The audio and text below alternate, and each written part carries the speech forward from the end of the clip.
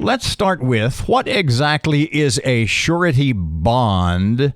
And after you tell us what it is, how it is applicable or how it relates to the proposed recycling contract with C. Edwards Concepts.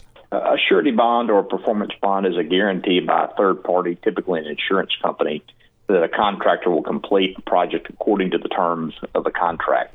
I thought that we needed a surety bond in this case because, as you and other media sources have reported, the contractor that was ultimately selected yesterday by the council over my objection has no equipment, no employees, no experience. She listed a member of the state legislature as a reference without consulting him, and he declined to support her application. So particularly in circumstances where the contractor selected does not have a track record, it's very important to protect the city from default, and a performance bond is one way to accomplish that. How much is the bond going to be for? And how much does, in this case, Ms. Edwards, how much will she have to pay for that bond? I can answer the first question. I don't have an answer to the second. The amendment approved by the council yesterday would require a bond for the entire amount of the contract, absent early termination. It's a 5-year contract worth a total of $9.5 million.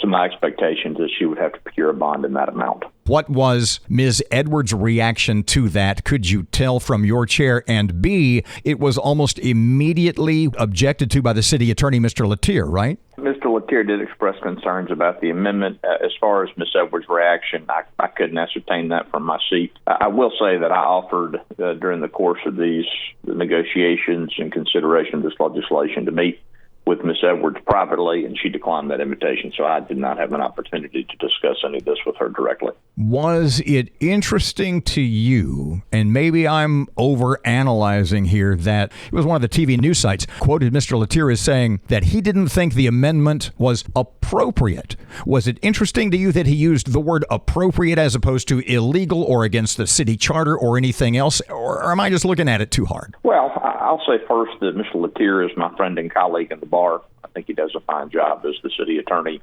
I'm not sure why he used the word that he did, but I will repeat what I said yesterday. The time to express concern about the propriety of a piece of legislation or an amendment to legislation is not the day the council is to vote. I added that amendment weeks ago to the agenda, and it was available for all members, the administration, and the city attorney to review more than 2 weeks ago. So I was a little disappointed that we were having that conversation in real time. Is it sort of obvious to you there's going to be a challenge either by Ms. Edwards and her attorney, Allison Jones, or maybe from the city attorney, Mr. Latier, at the behest of the mayor? I don't know what the mayor or Mr. Latier will do. Of course, that's not something I control as one member of 7 on the city council. I will say this, if a determination is made that a performance bond cannot be required of the contractor because it was not part of the RFP, which was the suggestion made during yesterday's meeting, then the proper procedure is for the contract to come back to the council for approval without that performance bond.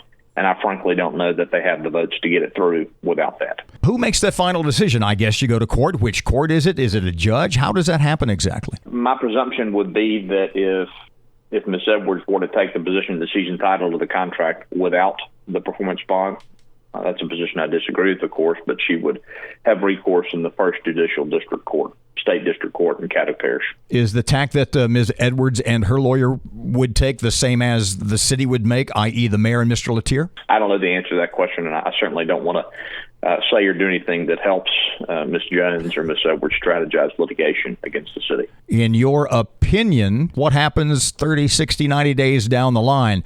My hope is that this contract will not go through at all, despite the fact that it was approved yesterday. And if it has to go through, then the surety bond needs to be a part of it. I would expect that if there's going to be a dispute, it would happen in a matter of 30 or 60 days and not beyond that. So I think this will come to a head sooner rather than later.